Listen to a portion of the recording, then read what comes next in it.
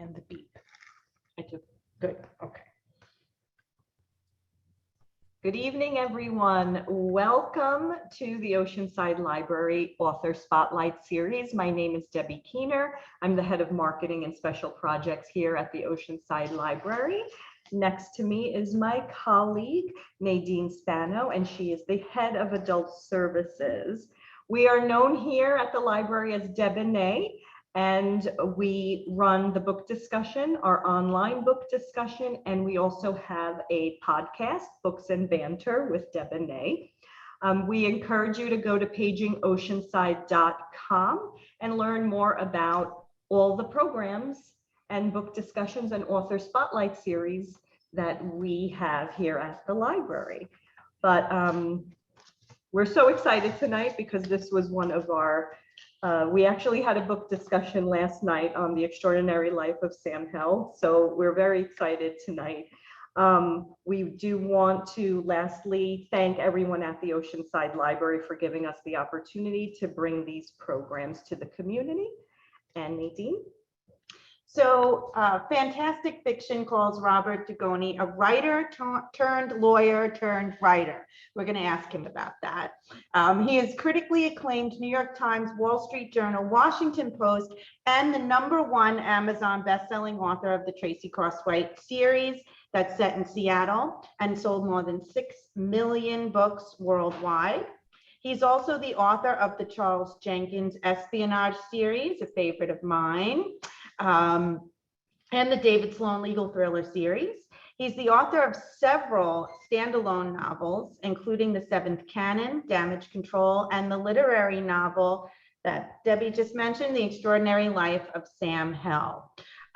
He is won the Audiophile Earphones Award, as well as the nonfiction expose, The Cyanide Canary, a Washington Post Best Book of the Year, and several of his novels have been optioned for movies and television series. Dugoni received the Nancy Pearl Award for fiction and a 2-time winner of the Friends of Mystery Spotted Owl Award for the best novel set in the Pacific Northwest, which is where he joins us from this evening. I can go on, but I think the Associated Press said it best with a quote: he is one of the best crime writers in the business. Please welcome Robert to our author spotlight. Yay! Thank you for sharing your time with us this evening. Thanks for having me. My pleasure. Thank you. Do you prefer Robert or Bob? Bob is fine. Okay, good to know. Okay. So like we just mentioned a few minutes ago, we just had a book discussion on Sam Hell. So, and we all loved it, but we want to start our questions with when did you feel the spark to become a writer? It was probably in the 7th grade, and it was, I think it was really a survival skill. More than anything. I am one of 10 kids. I have 4 older brothers and sisters, and so by the time I got to grammar school, I felt like I knew all the ropes. And you know, I was a smart ass. I mean, and so I found myself, you know, in getting in trouble in school, and it wasn't until really the 6th grade that really a lovely nun who liked boys. You know, we always complained that the nuns always liked the girls, they didn't like the boys. But Sister Mary Williams liked the boys, and she had a conversation with my mom and said, I think he's bored. We need to get him doing some outside stuff. So my mom was an English teacher before she started having so many kids. And she started handing me books. And I didn't know what I was reading. I just knew that I was loving what she was giving me. But I was reading The Count of Monte Cristo, The Old Man and the Sea, and The Great Gatsby, and The Lord of the Flies, and Of Mice and Men. And you know, I was reading all these classics, and I really didn't know what I was reading until I got into high school. And you know, I was in English class, and they'd say, "Okay, well, we're going to read The Great Gatsby, and we want you to write a paper." I'd say, "I already read The Great Gatsby." They say, "Okay, well, we'll give you a different book. We'll give you The Count of Monte Cristo." I already read that book too. You know? My mom just really fostered this love that I had for stories and for novels. And by the seventh grade, it's a long story that I'll just keep very short. I had to get in front of my class and give a speech on from the perspective of an abolitionist, and it went so well they had me give it to the class next door as well. And I just remember, I remember very distinctly at 12 years of age, standing in front of the classroom and saying, "This is what I want to do. This is what I want to write stories. I want to tell stories." Now, I know you were, this writing isn't your first career. It is, well, it isn't, it is and it isn't. You were a writer, then you weren't a writer for a little while, and then you were a writer again. So can you tell us, so you had this spark and this interest to write, and that is, I think, what you pursued doing, correct? How did this all come about? Well, I chickened out. I had a job with the Los Angeles Times, and I was an intern there. And they asked me to stay, and they sent me out to the San Gabriel Valley to write longer pieces and features and all kinds of things. And, you know, quite honestly, at 22 years of age, living in the San Gabriel Valley, everybody I was working with was really old at that time to me. You know, they were 40. You know, I just kind of chickened out. I started thinking to myself, wow, this is what my life is going to be. And I wasn't ready for it. I just wasn't. I wasn't a mature 22-year-old, quite frankly. And my buddies were all going to law school or medical school or business school. And my best friend, he was going to law school. He was going to UCLA. And I thought, all right, well, you know what? My mom always said, get as much education as you can while you're young, you know, before you get married and start having kids, you know, when it becomes really difficult. And so I ended up going to law school. And, you know, you get on that law school train, and anybody in your audience that's a lawyer knows what I'm talking about. It's very hard to get off it. You know, you graduate in debt, you have student loans, you have all kinds of things going on. And then these people want to pay you an awful lot of money, you know? So I started practicing law, and it really didn't take long for me to realize that this was not what I wanted to do. But it took a while to get off that treadmill. I had a lot of success as a lawyer at a very young age. And so I had big clients that was bringing in a lot of money for the firm. And, you know, there was just a lot, it wasn't an easy separation. But I always knew that I was going to leave, that I was going to give myself a shot at writing novels. What was that like to just, was it a sudden end? Were you doing two things at one time? Not initially. You know, I've had a lot of people say to me, you know, that took a lot of courage. Yeah. It didn't. It was fear, honestly. I mean, I had moments when I would literally be in the shower and I would start to cry because I'd be saying to myself, this is my life. What happened? What happened to that 12-year-old kid that wanted to tell stories? You know, and I think we've all had those epiphanies, those moments in our life where we realize this wasn't what I bargained for. This wasn't what I signed up for. This isn't really what I wanted to do. And, you know, there, for the grace of a loving spouse, you know, I'm not sure I ever would have had the courage to step away. But for me, really, it was fear. You know, I was afraid of waking up one day and going, I never gave myself a shot. I never gave myself a chance. And and I just, my wife and I just made a decision that we were gonna give each other a shot. We're gonna give each other a chance.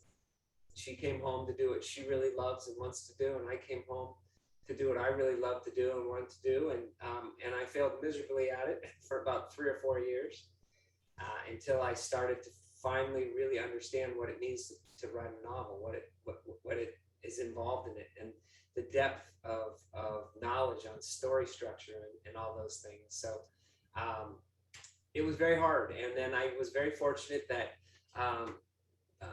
someone up here knew who I was, and they knew I was a lawyer. And they said, would you be willing to work part-time and help us out on some of our construction cases? And so I used to work Monday through Wednesday.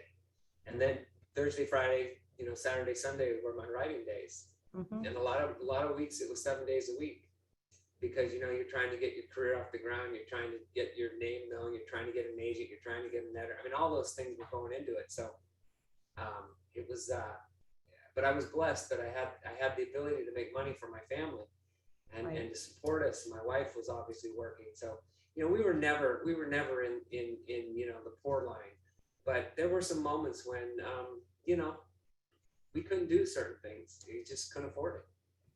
Right. Wow.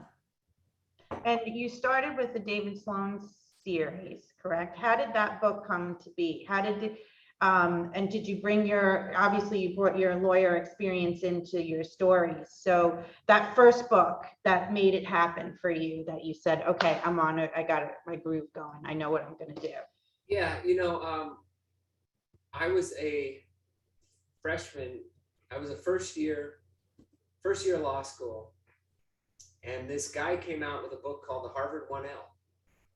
Some guy named Scott Turow, who nobody had ever heard of. And it was all about his experience in his first year in Harvard at law school. And I was like, whoa, this is kind of interesting. And then I believe that Grisham came out first, but at some point in my second or third year, Turow came out with Presumed Innocent. And Grisham followed right away with The Firm. And so, you know, a lot of times in life, we take the path of least resistance. And everybody wanted a lawyer who could write legal thrillers. I mean, they were literally, I have a good friend that was a criminal defense lawyer. And literally, he got a call from an editor saying, have you ever written a novel? We're really looking for a criminal defense lawyer who, you know, could, and, you know, Phil didn't even know. The funny thing about it was Phil said, yeah, sure, I'll put something together. And he wrote it, and they came back to him and they said something to the effect of, you know, we just don't think the protagonist is strong enough.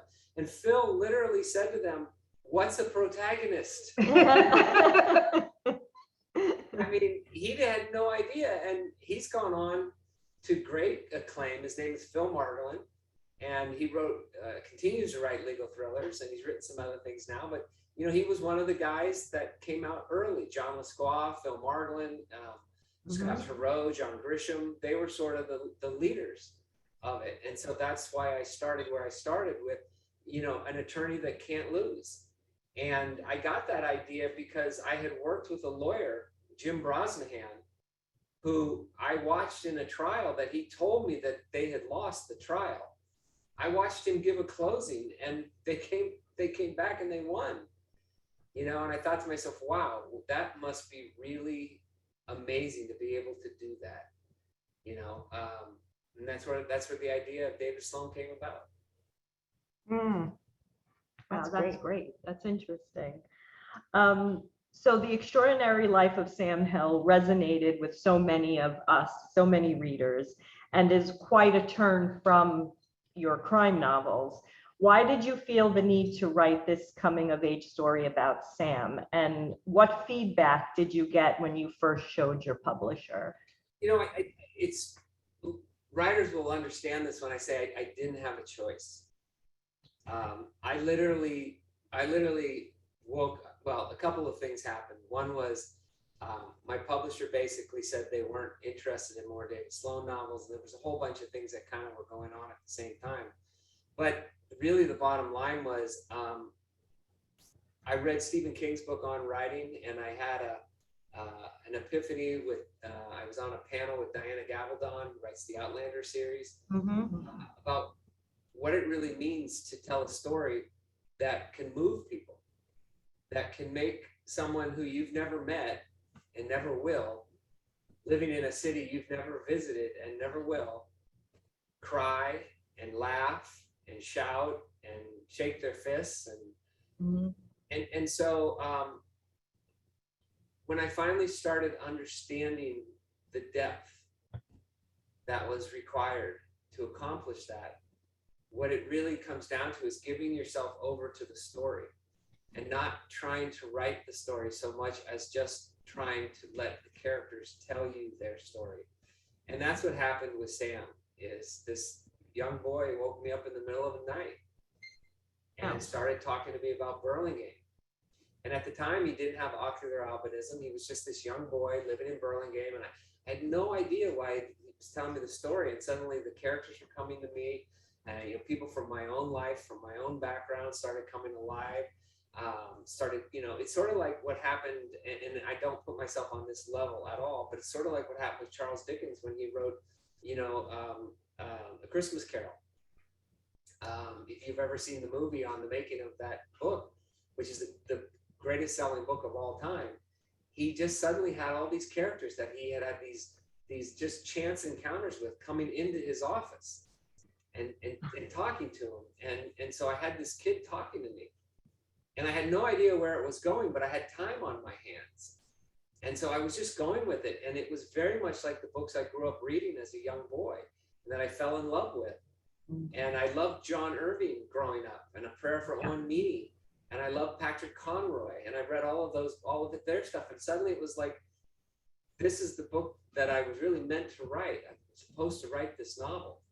And I had no idea where it was going. And, my agent's first take on it was, I don't like it. Their take on it was, you got this weird kid, he's got these weird eyes, and, but people are afraid whenever you step outside of your comfort level. And I stepped outside of writing legal thrillers, and it wasn't even a mystery, like the Tracy Crosswhite series. Right. And their initial reaction is to be hesitant, to push back and say, I don't think this is right. And so, the short of a long story is, I kind of did an end run around my agent at the time. I was doing really well at Thomas and Mercer. The Tracy Crosswhite series was going crazy. So I had some credibility. I had some credibility that I could tell good stories. And I went to my editor and said, I just want you to read this. And if it's terrible, tell me. And she read it and she said, oh my God, this book is amazing. Let me get it over to the literary arm of Amazon Publishing, which was Lake Union. Mm-hmm. And Danielle Marshall called me up and said, this book is amazing. And so, these books have a different arc than the Tracy Crosswhite books. The Tracy Crosswhite books, when they're published, it's like they're shot out of a cannon. Right. And the sales are just, and The Extraordinary Life of Sam Hell, and then my most recent literary novel, which came out just last week, Will Play Chess. They start sort of a slow build because they're really word of mouth books, and they're books that book clubs get a hold of, and then they start talking about it, and then they start telling other people about it, and on and on and on it goes. I mean, during COVID, I probably did 50 book clubs on The Extraordinary Life of Sam Hell. Yeah. And that's what it is. It's readers, it's people like yourself who pick a book. It's going to be the book of a town in Massachusetts, and that's going to be next April. And the book's been out for 3.5 years. Right. Wow. But it's found in a different way, and found by people like you. And then you're gracious enough to tell your constituents, we're going to read this book. And I still will get emails from people saying, how come I've never heard of you? And I said, because there's a lot of people out there that are writing books, and it really takes time, and it takes readers talking about your novel, these kind of novels. You look back at all the books I mentioned earlier, they're still in the curriculum of a lot of American high schools. Yep. Why? Because they're timeless. They're just timeless stories, and that's really more what this kind of book is. Do you think that, coming out of your comfort zone, has that changed your writing for your crime novel? Like, what, after Sam Hell was over and you continued to write, did something change in your writing style, do you think, or helped? Or very much so. In fact, I've received reviews where they have called me a literary genre writer. That that my books are character driven, not plot driven. one review service said he's the most literary of all the crime writers out there right now. And I came to the understanding through a lot of study that every plot, there are no new plots. Right. There aren't any new plots. I mean, I always, when I teach my classes on writing, I'll say to my students, how many of you read the book or saw the movie Moby Dick? And we talk about what a great movie it is. And I said, it's never been done since, right? And they all look at me and they know what's coming. They don't know exactly what's coming, but they know it's been done. And I say, has anybody seen the movie Jaws or read the book Jaws? And you can do that for almost any story out there. One of my favorite movies of all time is Roman Holiday. And after Roman Holiday, they came out with a movie called Notting Hill.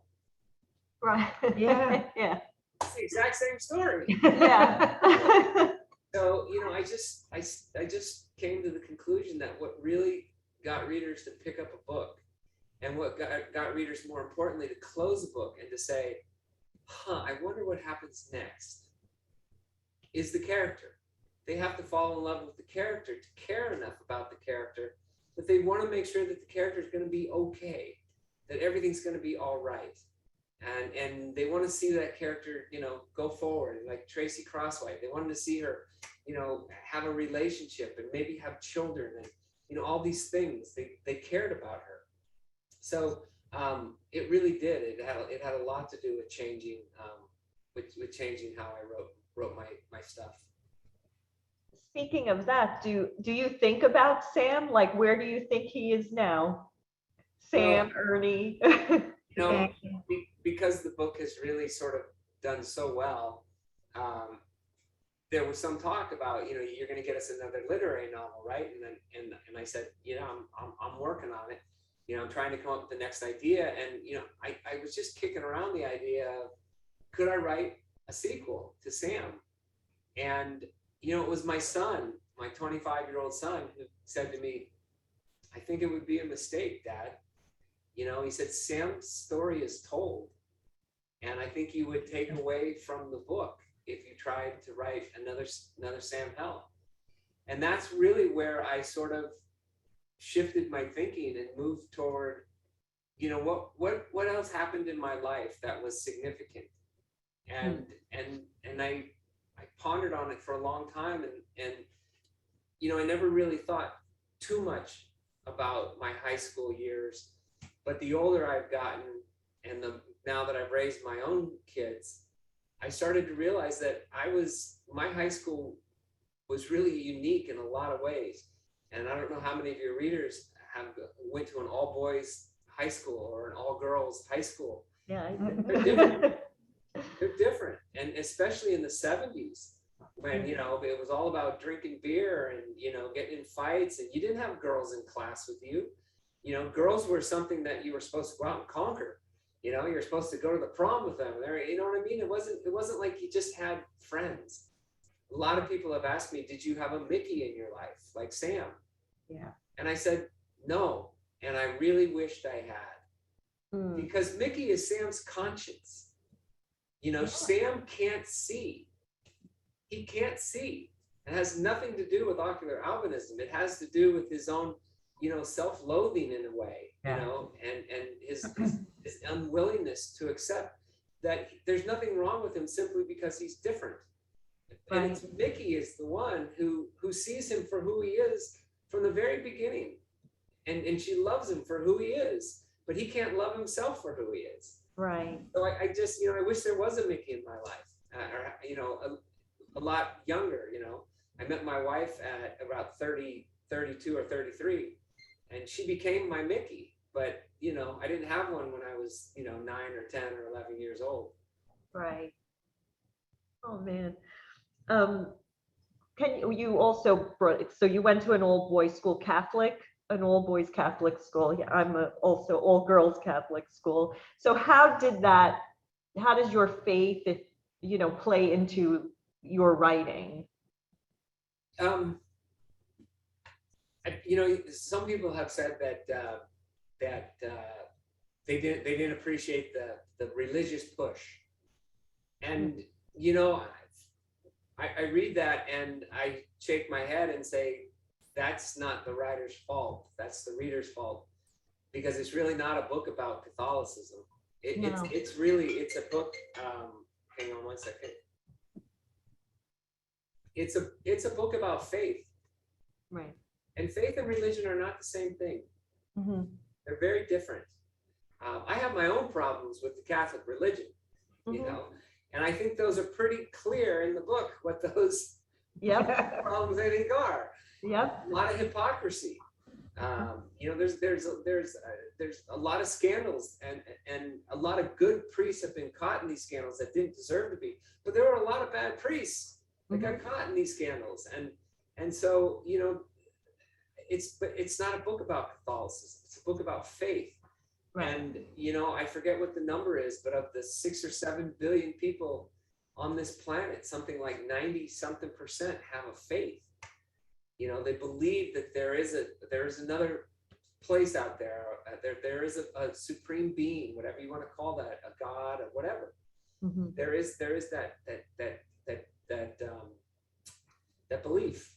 And so what really I think shows more in the book is my faith, and not so much my religion. I've come to my own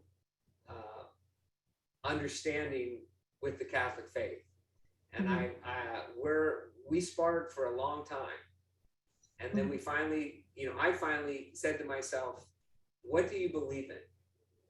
Well, what is it that you truly believe in? And is that belief going to make you a better person? Is that belief going to give you a good, solid moral and ethical ground to stand on that you can then teach your kids? I mean, if my son came to me and said, Dad, you know, I really want to follow the Buddhist faith, I'd say, God love you. You know, as long as it is something that is going to make you a better person. Right. That's great. And Sam, is there a lot of you in the character of Sam Hell, do you think? Because you did mention how some of his battles were your battles. Some of his battles were my battles, but I was very blessed. I was not bullied. Kid. I have a younger brother who has Down syndrome, and so I know what bullying is, and I certainly saw bullying, and I hate to admit it, but there are some incidents I look back on in which I was a bully. And in grammar school, you know, I can think of 2 right off the top of my head. And after my brother was born with Down syndrome, I had a totally different perspective. And I have a lot of regret about a couple of those incidences. And I tried to raise my kids better than that. But I was not bullied. A, I had a lot of older brothers and sisters. B, I did really well in school. You know, I didn't have any physical handicaps or anything else that kids could pick on.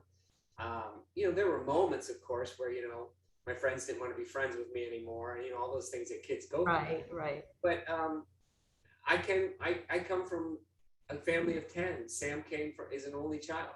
Right. And my brothers and sisters read my book, and they you know, called me up and said, "What the hell?" You know? But the mother in that book was very much like my mother. Okay. You know, my mother always told us, you know, God gave you an extraordinary talent because you're going to do extraordinary things, you know, and she just always believed that.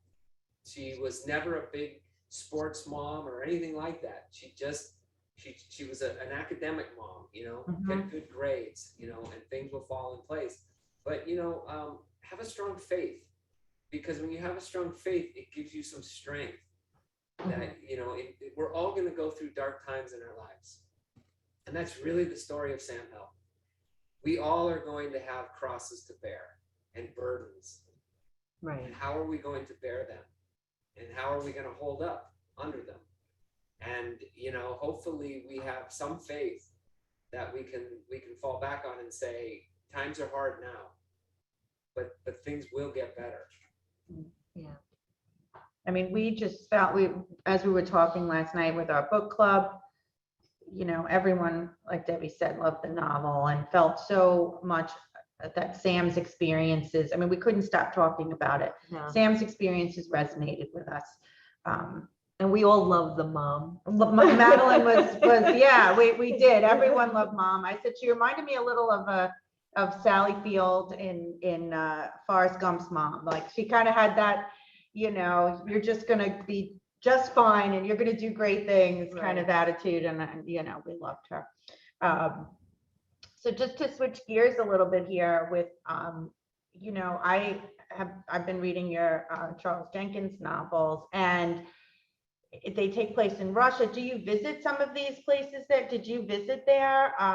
Because there's just so much detail about the ballet theater and the, you know, and the environment. I can picture it in my head. So I'm curious to know, is that something that's part of your writing project? Yeah, you know, I didn't go to Russia with the intent that I was going to write about it. Oh. But I was in Russia for about 3.5 weeks with my wife and her family, and my mom and dad came. And we had an opportunity to go when perestroika was going on, and some people who had defected were going back home for the first time, and said, you know, we can help get you into the country and get you set up with some, you know, tours and those kind of things. And so that's what we did. And you know, it was a fascinating country. I think it's really terrible what Putin has done over there. And that's not a political statement. It's just more of a humanity statement. The people over there were lovely. They were really lovely people. And, you know, they were coming out of a very difficult time in their history, 80 years of communist rule. I mean, you can imagine there was no God, there was no churches, there, you know, there was just, they were poor. There wasn't things to eat. You had to stand in line for everything. And suddenly the world was opening up to them, and they were lovely and they were friendly. They were very guarded. But if you got past that guard and said, "Can you help me get where I'm?" they would help you. And they were really wonderful. And then, you know, it's become kind of a mafia state. It's become a state that's run by the oligarchs, and it's a state that has a terrible mafia problem, which is basically the genesis of the third Charles Jenkins novel, which will be out in February, called the Silent Sisters. Is the oligarchs and the Russian mob, the mafia, that are so powerful over there. So I found it just a fascinating country, just a country that really was hard to sort of get a grip on. My wife and I traveled to China for 3 weeks with family. And I think someday China will probably make an appearance in some book, because it was the same way. China is a country of smoke and mirrors. You know, it's just, there's a facade, but you can tell that it's like, where's the wizard behind the curtain? You know, there's this overriding presence that what you're seeing is not real. It's not reality. Interesting. It's been built for everyone to believe, but it's not. And you know, it's gonna be interesting to see what comes out of that. Cool. Can't wait for that. Yeah, so Debbie and I were talking before, and I know we've mentioned this, that I read multiple novels at one time, sometimes the audiobook, sometimes, but I can read several things. Do you write several stories at one time? I'm always writing several stories at one time, but it's not so much in terms of, you know, I'm working on this idea and I'm working on this idea. It's usually I'm working on this idea and I get the developmental edits back, and I have to go back to a Tracy book then, and I work on that. And then the copy edits will come in on another book, because I'm very fast. You know, over the COVID situation, you know, 19, 20 months, however long it was, I don't know exactly, but I wrote 5 novels and a short story. The short story actually was published today. It's called The Last Line. It's a Tracy Crosswhite story involving Del Castigliano as a rookie police officer for the Seattle Police Department. And people are like, you know, my fellow writers, like, you wrote how many books? But, you know, I think that part of that is being a lawyer and understanding what it means to go to work every day and to put your hours in and put your time in. And plus, it's what I love to do. So I'm always got things that are coming in. I'm working on a new novel right now. It's going to be a standalone. It's going to be it's not really a legal thriller, but it does involve a female lawyer. And I had to put that aside because the developmental edits came in on the Tracy book that'll be out next year, and then the copy edits came in on the Silent Sisters, which is the third Jenkins book. And so I'm always doing something. I do have to sort of multitask. Mm-hmm. It must be hard to shift the story in your head, especially with the series novels that kind of like it is the same story continued, but it just seems like to keep organized. I don't see any Post-its behind you or anything. All over the wall. No, I have my own way of doing this, and I'm pretty much an organic writer. Mm-hmm. But what I'll do is I'll write the first 100 pages, and then I'll go back and I'll use an Excel spreadsheet to more or less outline the first 100 pages, and see where it's going. And part of that is just so I remember what I named a character. Right. Oh, wait a minute, what was that person's name again? Or what was the name of that coffee shop? I can have it all there, and then I'll go through and I'll, because a lot of writing is fleshing out what the story is about. And I think sometimes we can make a mistake if we, at the very beginning, we say, I know what the story's about, and this is the book I'm going to write. Because then there's no surprises. There's nothing that makes the reader go, oh, I didn't see that coming, and I think it's important for myself, at least, to be open to the possibility of my characters doing something different than what I might have thought they were going to do. Wow. So we mentioned before we're part of the book club. Are you part of a book club? Do you read books with friends, or are you reading something right now? I read all the time. And a lot of the reading I do is because I get asked by people if I will read their book and provide a blurb. So Lisa Gardner got a hold of me a while ago and said, can you read my new book? And if you like it, would you give me a blurb? Lisa Scottolini's got a new book coming out. Lisa Gardner's book is One Last Step, I think, or something like that. Lisa Scottolini asked me if I would do a blurb for her. I did. I got a random email from a guy in Australia who I'd never heard of, who said, I'm a big reader of your books. I love your books. I'm a writer, and I'm really trying to get a foothold. I said, send it to me. And I finished it on the plane this morning, and I loved it. I thought it was called Outback Creed. I just loved it. I thought it was a great book. Well, look for it. Yeah.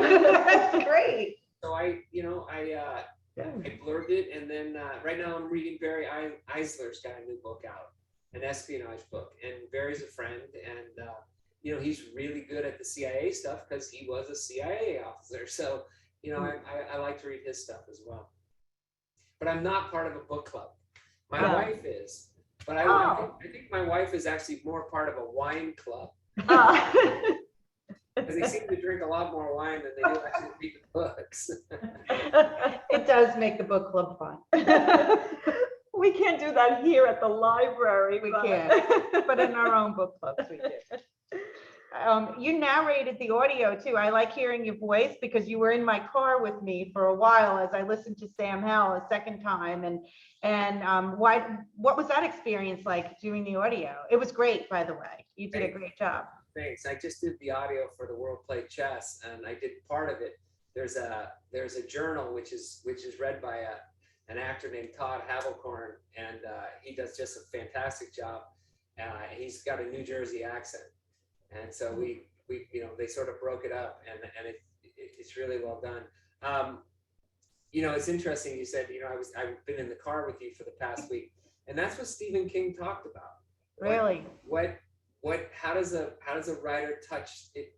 Stephen King calls it telepathy, and Diana Gabaldon calls it magic, but it's really the same thing. I call it faith, and it's the same thing. It's the reader giving themselves over to the story that's being told to them, and the writer has to do the same thing. And so it's very similar to what you just described. Geez, you were in my car with me telling me a story. Well, that's what was happening when Sam Hell was suddenly in my room telling me his story. And I loved it. I had authors tell me, they said, you're going to love about the first hour of the first day, and then you're going to hate it. And you know what? I'm an old actor. You know, I did a lot of theater in San Francisco. And to me, it couldn't get any better. You know, you get to play every character. Yeah. And, you know, I poured my heart and soul into it, into both books that I did. And I had a great director who would pull me back or stop, you know, all those things. And I miss not being on stage, you know. I'm just not at a point in my life where that's going to be possible for a while. And that was such a rush. I love theater. I just really love going to the theater and watching such talented people. So that was an opportunity for me to sort of be on stage again. And I really loved it. Yeah. That's amazing. It was great to listen to. So thank you. So when you're not writing or reading, what are your hobbies? What are your other interests? I recently, my wife and I recently joined a country club, and it was to golf. I was not a golfer. You know, I'd go out and play on, you know, my friends getting married, bachelor parties, and I was terrible. But we had friends join, like 6 or 7 couples joined, and you know, my wife just said, "What are we waiting for? You know, what are we waiting for?" And you know, it's been wonderful. So I golf quite a bit now. You know, in the afternoons, I love to go fishing. I'd love to go hiking with my son, but I can't hike. I can't do altitudes. I have a blood condition that just doesn't allow me to process oxygen well enough. It's painful for me to go on hikes, you know, especially up in the mountains. And so, but I wish I could. So, you know, I spend a lot of time with my kids. I coached a lot of sports. I'm golfing now. I'm fishing now. I'll go bike riding. I'm getting old, so I can't run anymore. I had one hip replaced. I'm getting the other hip replaced. You know, all those things are starting to creep in. We understand that. Any chance, I'm going to just ask them one last question, but any chance The Extraordinary Life of Sam Howell will be coming to the big screen for us? Keep your fingers crossed. Okay. There's a woman that has a lot of credentials. I mean, scary credentials. She has so many credentials. And it was real embarrassment to me because, you know, my agent in Los Angeles who does my movies for me, you know, she said, just talk to this. You'll be fine talking to her. I know you'll be fine. We've talked. And so I talked to this woman, and I was embarrassed because I didn't know who she was. And I mean, she started telling me her background, and it would be like somebody not knowing who Al Pacino is, you know, and suddenly, well, you know, I've done this movie and I've done that movie, and she had all these credentials. So she loved the book, and she said to me, and you know, this is one of the things that I always remember. She said, "It's not a book about religion; it's a book about hope." Yeah. She said, "That's the movie I want to make. I want to make a movie about hope." So it takes a long time to get anything done in Los Angeles, and then it gets picked up and bought, and then people leave and they go to a different studio, and it gets lost, and they bring in 75,000 writers to write the script. There's just a whole lot of things that have to happen in order for it to go right. And you know, I've had studios, Universal Studios, Paramount Studios. I've had them all ask me, would you be interested in writing the screenplay? And my answer is always the same: no, I would not be. I think it would be very presumptuous. People go to school for years to learn how to write screenplays. Right. And, you know, there's an art to it. And two, putting my name on a screenplay is not going to get any interest from anybody in LA because they're not going to know who the hell I am. But really the most important thing is it would take time away from me writing my next novel. Right. That's really what I want to do. That's really where I think what I'm good at. Screenwriting, I wouldn't be good at. I don't think I would be, you know, one of those guys out there that. So, you know, I want to do what I do well, and we'll see what happens. Would I love to see one of my books turn into a film? I don't know. I have another one. The Charles Jenkins series was optioned. Ah, Boy, it was all going swimmingly, and I thought it was going to be terrific. And they came to me and they wanted to make one change. They wanted to make Charles Jenkins a woman. oh, Wow. yeah, that's a big Yeah. change. So, you know, you kind of just got to roll with the punches, Right. and if it happens, great. If it happens and they make a really good movie, great. Mhm. If it happens and they make a really crappy movie, well, you know, that's okay. I'm still doing what I love to do. That's good. Well, we want to start our lightning round with you, but we also want to encourage anyone who has questions to type it in the chat box so that we can ask some questions that our readers have. But our lightning round is 1 minute. Do you want me to read the question and you Sure. do the clock? Okay. So we give you 1 minute Okay. to answer these questions. So Nadine, when you're ready. I'm ready. Okay. Go. Okay, movies in the theater or at home? Theater. What shows are you currently binging? Squid Games and the Midnight Mass. Oh. What was your favorite quarantine snack or cocktail? An old fashioned. Ooh. They've They've come back. I don't snack a lot. Okay. No? Books or movies that give you a good cry or a good laugh? Lonesome Dove Oh, and The Green Mile. yeah. That's okay. That's a good choice. What character of a book, not yours, or a TV movie series would you like to have dinner with? Paul Edgecombe from The Green Mile. Oh, yeah. 10 seconds. We have 10 seconds. Yeah. Okay. What Finish the last question. that was the last Oh, question. We made it. We made it. Does anyone have questions that you can type into the chat box? Please type them in now. While we're waiting, I'll just ask you, because this was one of my questions to you, why the ocular albinism as his ailment?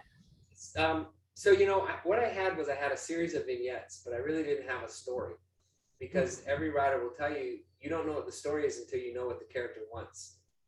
And so it was a Sunday morning, and I opened up the newspaper, and there was a short article, and there was only about this big.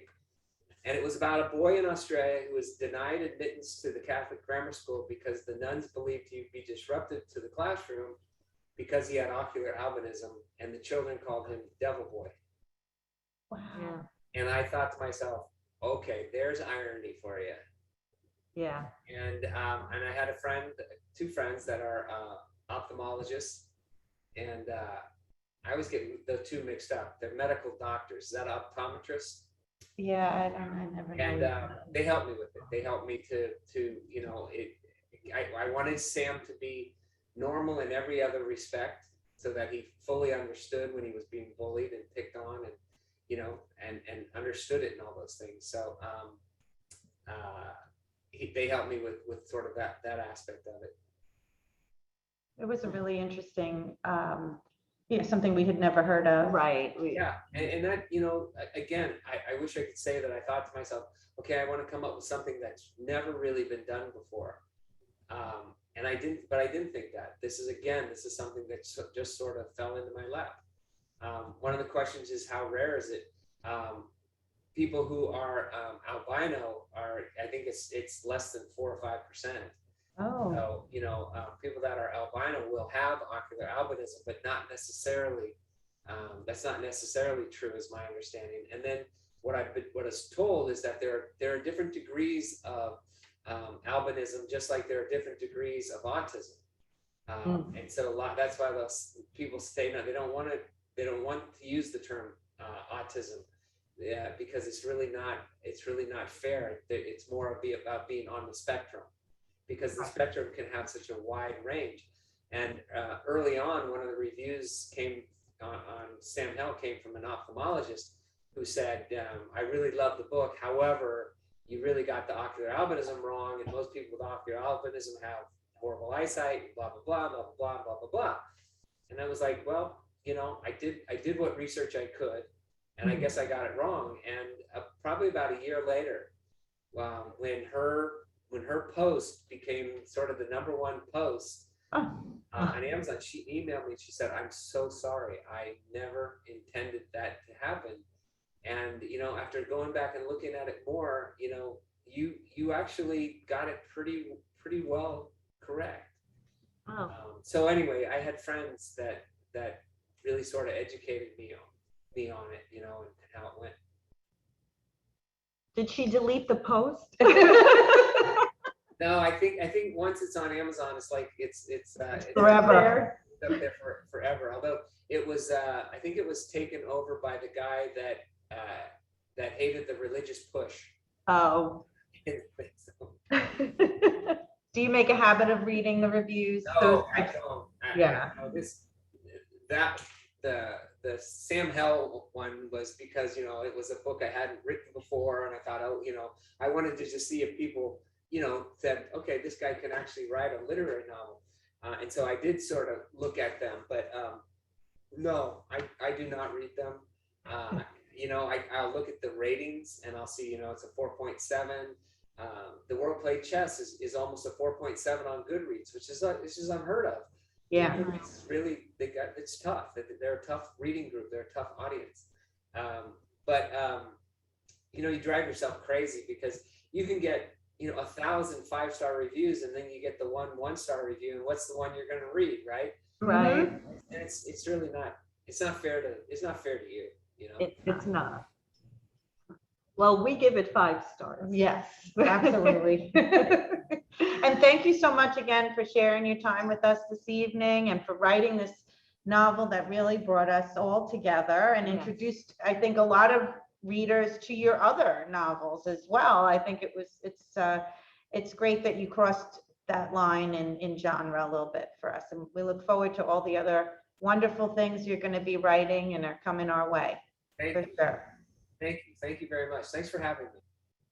Thank you. And we want to thank everyone for joining us this evening. Absolutely. We just want to remind everyone to go to pagingoceanside.com to see our next author, which is next week. We have Tracy Lang, who wrote We Are the Brennans. She will be joining us next week. So please join us then.